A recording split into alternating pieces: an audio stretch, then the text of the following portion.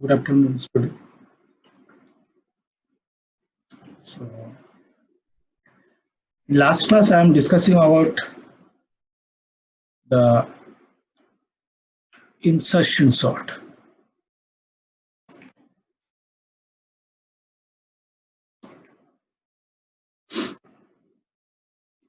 Now, if you remember that this insertion sort having some advantages, that's why it is sometimes called online sorting, card sorting.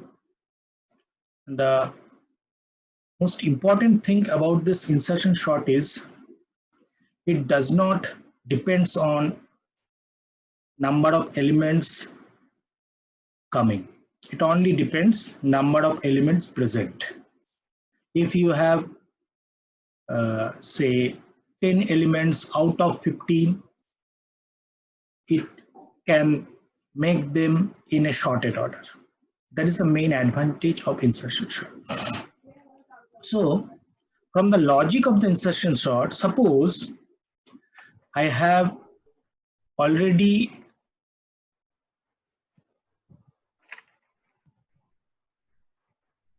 some elements. Suppose the elements are like this is 2, this is 7, and I have already made them in sorted order. 13, then 17, then say 21, and let a new element say 1 is coming. So this is my new element. So what in this logic, what I am doing, I am comparing. If you follow the last day's lecture, that initially we stored it in a temporary variable temp, then I am comparing this temp starting from this position. Okay, if this element is greater than temp, then what I will do, I will shift this into this position. Okay, then I will compare the temp with this. If again temp is smaller than, then this element will be shifted to this position. So this 21 becomes now 17. Similarly, in this way, up to the last element, each and every element will be shifted because the temp element is smaller than all the elements. So there will be a recurrent shifting of all the elements present. Okay. Now, if you see it carefully, that what I am doing, I am comparing my temporary element with each and every element. And then what I am looking for, I am looking for a position. I am looking for a position where this temporary element can be put or inserted. So my main goal is to search the position. So my main goal is to search the position. So you can say that my main goal is searching, because here I am searching a particular element's position. And what is that element? That element is the temp element that I want to insert in this array. So ultimately, the insertion sort becomes a problem of searching. Clear? Now, when I am searching in this manner, one by one, with each and every element I am comparing, it means I am performing the well-known searching technique, which is called sequential searching. Okay, or you can say linear searching. Now, you already know that the time complexity of sequential or linear search is order of n. Now, what is order of n? I am not going to that, but from our simple logic, we have understand that this will follow linear time complexity. That's why it is given in a form of order of n. Now, how many elements we are? So, if I want to insert one element, I need order of n time complexity. If I insert in this way n number of elements, then obviously time complexity becomes n into n. So from there also, from this logic also, you can means you can calculate what is the time complexity of insertion sort. So what is the time complexity of insertion sort? We have seen in the last class that the time complexity is like this. For first element, I have to compare once for the worst case. For the second element, I have to compare 2 times. For the third element, and this way it is up to n minus 1 element. So if I make a sum of this, it will give us n into n minus 1 by 2. So it becomes ultimately order of n square. Now the same thing we can also define or calculate from simple logic, that since we are performing sequential or linear search in this algorithm, so my time complexity to search and put one element inside the array is order of n, and how many times I am putting elements? I am putting elements n times, so its time complexity is order of n square. Now see here, the algorithm I have given you, that is that algorithm is using sequential or linear search technique. Now see, since we are inserting a new element in the array which is already sorted, see, it is already sorted, na? After first element insertion, it is sorted. After second element insertion, it is sorted. After third element insertion, it is sorted. So every time when I am inserting a new element, I am inserting it inside a sorted array. So that's why instead of performing this sequential search, we can also perform binary search here. Why I am going for binary search? Because it is satisfying the criteria of binary search, and as at the same time it can reduce the time complexity in a form of log n. That is the logic, or that is why we are going to apply binary search here.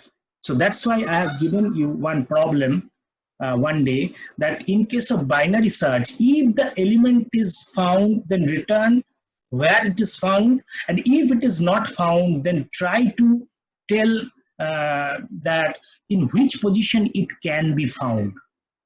Why I need that position? Because here we are searching the position of a new element, okay, which is nothing but searching technique. So that's why I have given you that problem.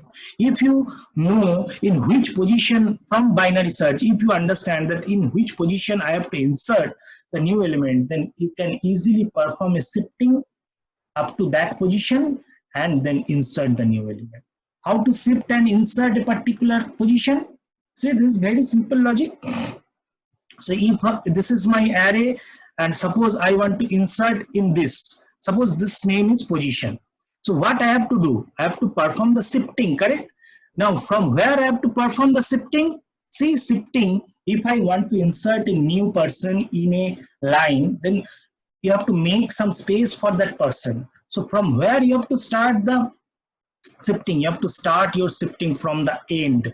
From end you have to perform your shifting. So how you have to write the logic? So you have to perform a repetition of shifting. So from which position? From n minus 1 position, correct? This is the last position. From that position I have to perform the shifting, and up to which position? Up to the position or our required position where I want to insert a new element.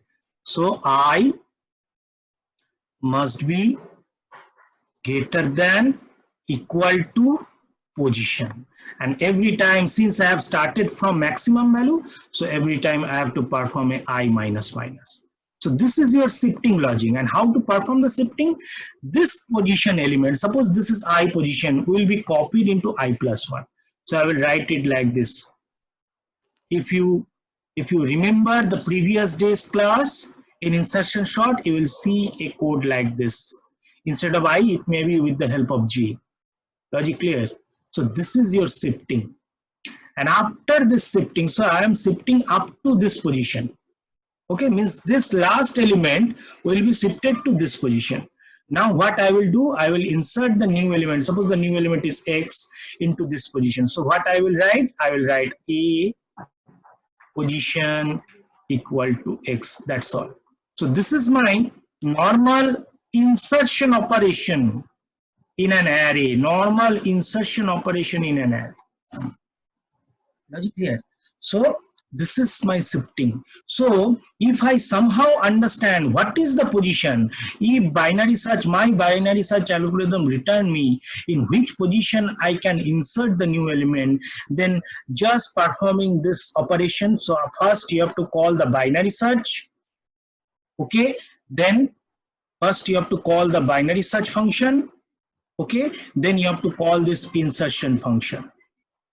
Okay, and you have to repeat this thing for n-1 time. Logic clear? I hope it is clear to you. Any query up to this?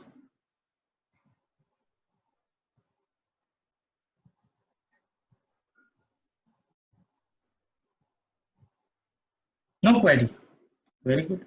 So I think it is clear. So that's why if I use binary search, so generally the time complexity of best case, I have shown you what is the best case for insertion. If the elements are already sorted like this, if the elements are already sorted, for this one comparison, for this one comparison, for this one comparison. So if there are n number of elements, then you have to perform n-1 comparison. So time complexity is order of n. So this is best case. Now what is the worst case time complexity? Worst case is for insertion sort. The worst case is it is totally in reverse order. Okay, in that case n into n-1 by 2, so order of n square. But there is a but, we can improve this time complexity. We can improve the worst case time complexity. So you can write it like this: we can improve the worst case time complexity. I'm writing, okay, time complexity by using binary search instead of linear search. I hope the logic is clear. And what will be the time complexity? See, if you try to solve in this way, then what is the time complexity if I use binary search? For one searching, the time complexity is order of log n. So how many elements I have to insert? I have to insert n elements. So it becomes order of n into log n, which is less than order of n square. So my time complexity improves. That is the advantage of using, and why we can apply binary search. And the logic is very simple, because we are inserting a new element in an array where the elements are already sorted. That's why you are able to perform this binary search. Okay. Now remember, this insertion sort is very important when we are performing operations where we need the input in a sorted order form. If I need inputs in a sorted order form, then this type of sorting technique is very important, because user may be give unsorted array. Suppose first time I have given 5 and I forget what I have given. The next time, instead of giving a higher value, suppose I have given a smaller value. Then what compiler will do, or sorry, your program will do, your program will make them sorted. Or you have to write your code in this way that in that time your program will say, please enter value greater than the previous value. so that your array is already in sorted. I'm giving you one example of this type of thing where you need your data in sorted order. See, the example is polynomial equation. Now, I hope you understand what is the meaning of polynomial equation. Okay, now the polynomial equation is like this: 3x to the power 5 plus 2x cubed minus 3x square minus 1 equal to 0. Now see, what is my input for this polynomial equation? The inputs are, one is the coefficient, this one, and another thing is the power. So I have to take input from user, these two things. Okay, now see what is the pattern of this polynomial equation. It is always descending order of power. Now why we need descending order of power? Because if I want to add two polynomial equation, if they are not in descending order of power, then it becomes very difficult to add the polynomial equations. So when I am asking the user that enter coefficient and power, it may happen that user sometimes forget to give in descending order of power. So what is your solution? Either you have to apply this insertion sort so that whatever value is inserted by the user, it will make it in sorted order. Okay. Another solution is if somehow user give one value for power, for the next time program will ask enter higher value than this, so that lower value than this, so that it becomes descending order sorted. Okay, so this is one example. Okay, so now I'm coming back to our bubble sort. So we already done bubble sort, which is the simplest logic, but we already understood what is the drawback of bubble sort. The drawback of bubble sort is we have to perform so many interchange operations. Okay, that's why selection sort is better than bubble sort, although the time complexity is same, order of n square. Now see, in case of bubble sort, what is the worst case? The worst case is if the array is in reverse order. Means suppose in this form 14, 13, 12, 11, and we need a sorted order of ascending order sorting. So this is the worst case. Now what is the best case? The best case obviously if the array is in sorted order. Correct? Now see, in case of insertion sort, what is the best case? See, from time complexity, you can understand that since the time complexity is order of n, it means it is the best case. And for worst case, obviously time complexity must be greater, so that's why it is order of n.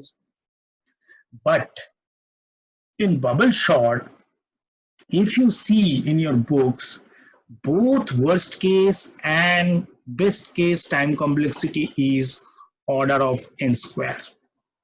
Why? Why both the cases having order of n square? Because the bubble sort algorithm is written in such a way where it is comparing the adjacent element. If it is not in order, it will interchange. Okay, so it will okay for worst case. But if your array is already sorted, suppose this one, this array is already sorted, but in your bubble sort you have written it will compare adjacent element. If it is not in order, interchange. So first iteration it will compare this two, then this two, then this two. Okay, so one element sorted. In the next iteration it will try to implement the same concept in this part, but it is already sorted.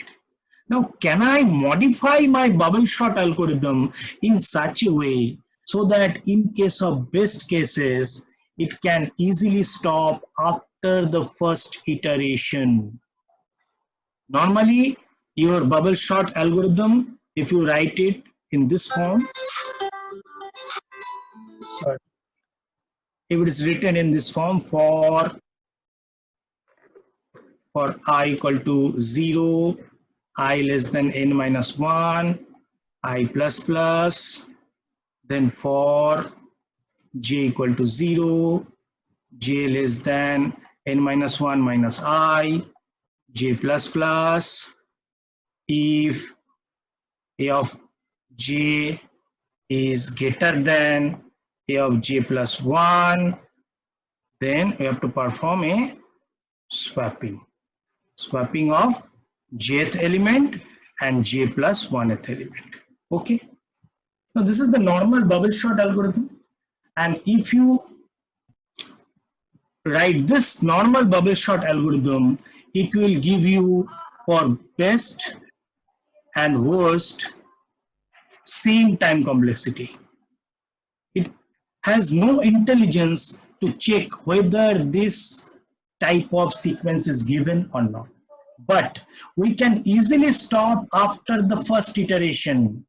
First iteration means how many comparison? First iteration 1, 2, 3. So for n elements, n minus 1 iteration. So if I able to perform this one iteration and stop it for the best case, then see our time complexity will become like this. Now, how can I do this? See, when I am comparing the adjacent elements, if there is a sequence that A of j is always less than A of j plus 1, always this thing is happening. For j0, for j1, for j2, then we can say that 0 is smaller than 1, means A of 0th element is smaller than A of 1, and A of 1 is smaller than A of 2, and A of 2 is smaller than dot dot dot dot. So from first iteration only, we can easily say that the array is already sorted. So what we have to do? We have to modify our algorithm. How can I modify it? Very simple. Whenever we are going inside this part, this for loop part, before going, I will set a flag variable. The flag variable initially is 0. If this happens, means the first element is greater than the second element, it means it is not in sorted order. Then what I will do inside the if, obviously I will perform the swapping as well as I will modify the value of flag into 1. And after coming out from this for loop, I will check, but inside this for loop, I will check whether this flag is 0 or not. If it is still 0, what it stands? It stands that there is no such sequence where first element is greater than the second element. It means it is already in sorted order. So what I will do, if this still satisfied, means flag is not modified to 1, it means it is never entered into this part. So what I will do, I will break this outside for loop after first iteration. Or whenever it is not satisfying this part, my loop will automatically break. So now this algorithm is modified and it will give you, now I'm writing it in green, for best case, it will give you order of n time complexity, and for worst case, it will give you order of n squared time complexity. Any query up to this? Sir, flag equal to 0 তারপর থেকে আরেকবার. Okay. Now see, what is my means my goal is I have to stop my program if there is a sequence like this. Now how can I understand that there is a sequence like this? Means first element is smaller than the second element. Now I can ensure this thing is happening, that the first element smaller than the second element, if this if part is never satisfied. If this if part is never satisfied, then I can say that the first element is always smaller than the second. So it will reciprocate. First element smaller than second, then this one become first, this one second. So it means it is already in sorted order. So to capture that logic, what I am doing, I am starting with flag value 0. If somehow it entered into this if part, means if somehow it satisfied this if part, it means first element is greater than the second element. It means it is not in sorted order. So I will modify my flag variable as well as I will interchange these two elements. Logic clear? Now if somehow, if this flag becomes 1, it means my array is not sorted. So I am not stopping my for loop, this outside for loop. But if after first iteration or after any iteration, the array becomes sorted, then what this algorithm will do, it will come out from this outside for loop. So for the first iteration, if it is already sorted, for the first iteration, how many times I will compare? I will compare n-1 times. So my time complexity will become order of n. Is it clear now? Is it clear now? Yes, sir. Thank you. So this is, you can say, also say that this is modified bubble sort. This is modified bubble sort. Modified.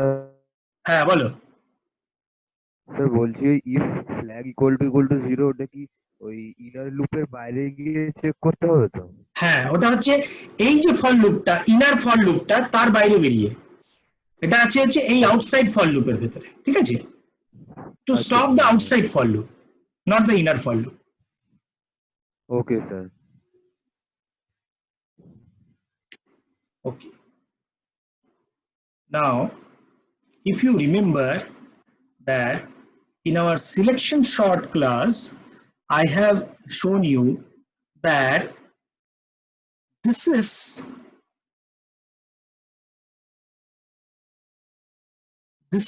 not the worst case. This is not the worst case for selection sort. Why this is not the worst case for selection sort? Because see, in the first iteration, my minimum element is in this position, and what should be its proper position? This one. So these two are interchange. So after first iteration, the array become like this. Okay. Now again I will perform the searching. So there are 55, 44, 33, 22. Again I will perform the searching operation. Then what will happen? Then I will get 22. Now what should be its proper position? This one. So this two will be interchanged. So after second iteration, it becomes 11, 22, 44, 33, 55, 66. Okay. Now again I will perform the same searching operation for this part. Okay. Again this is my minimum element. What should be its proper position? This one. So this two will be interchanged. So after third iteration, see, my array is sorted. Okay. So I don't need to perform normally how many iteration I have to perform is there are n number of elements, I have to perform n-1 iteration. But I have already stopped after n by 2 iterations. See, 6 elements after 3 iteration I have performed. So half. That's clear. So what should be the sequence of data so that we can say it will take maximum time or worst case? So I can say that this may be one sequence. There may be many other sequences also. For this data, I can say this will be one set of sequence where the time complexity of this algorithm becomes maximum. See, what is the first iteration? This is the minimum element. What should be its proper position? This one. So after first iteration, the array is like this. Okay, now I will perform the same operation for this. So in second iteration, this is the minimum. What should be proper position? This one. So array becomes like this.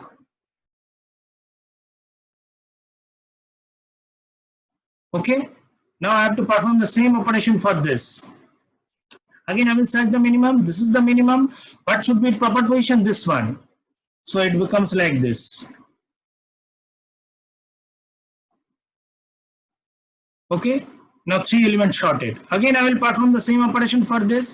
What is the minimum? This one. So I will again interchange. So it becomes like this. Okay, again I will perform the same operation for this. So finally I will reach to the goal. How many iteration? 1, 2, 3, 4, 5. N minus 1 iteration. So it is. So this sequence you can say is exact sequence 1. There may be other sequences also for these elements. This sequence is one sequence where you can say your selection sort will give you the worst time complexity, or better you say worst time or maximum time, not the time complexity, because the time complexity is ultimately whether it is n by 2 or n minus 1 for, and you have to perform the selection. So how many times the outside loop is running? N minus 1. Inside loop, n minus 1. So it is a multiplication of this or multiplication of this.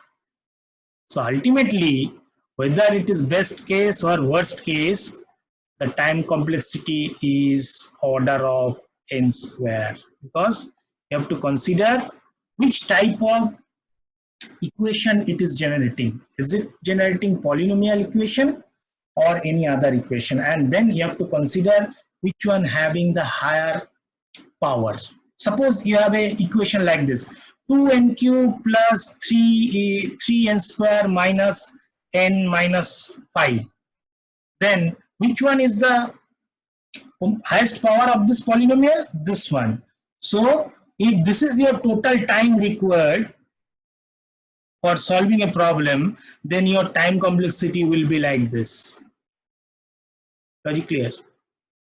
So I will give you in one class, I will show you what is the definition of order of. There are other time complexities also. There is theta, there is omega, but remember we always use this big O notation because it gives the upper bound of your time complexity. What do you mean by upper bound? Upper bound is the maximum time in worst case. So it will give you the maximum time in worst case. That's why it is called upper bound. Okay, so we'll discuss about this in a later classes. I am not since the time complexity it is a theoretical part. I am not going to that part right now. I am just giving you the idea how to write the time complexities. If you are familiar with this writing style, how to write time complexity, then you can easily, when I will give you the theoretical part, you will easily understand why it is order of n square. Okay. Okay. Now I want to tell you another interesting thing. If you properly see what is the total time, although I am writing it, it is first iteration, it is n minus 1, then in second iteration it is this. But remember, there is always a statement like this in case of bubble sort. This is the swapping. Swap statement. And what is the swap statement?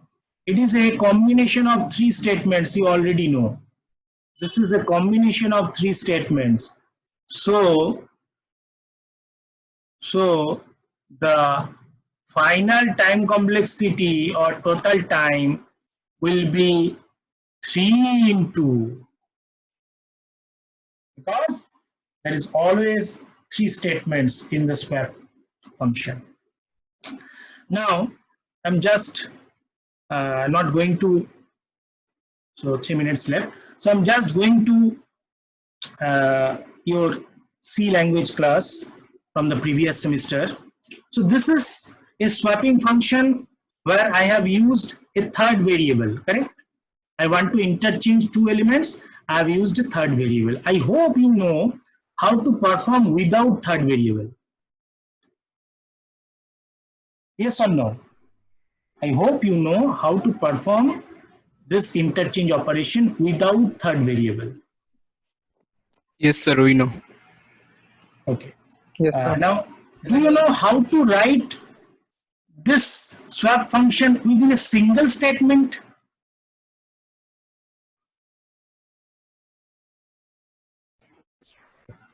No, sir.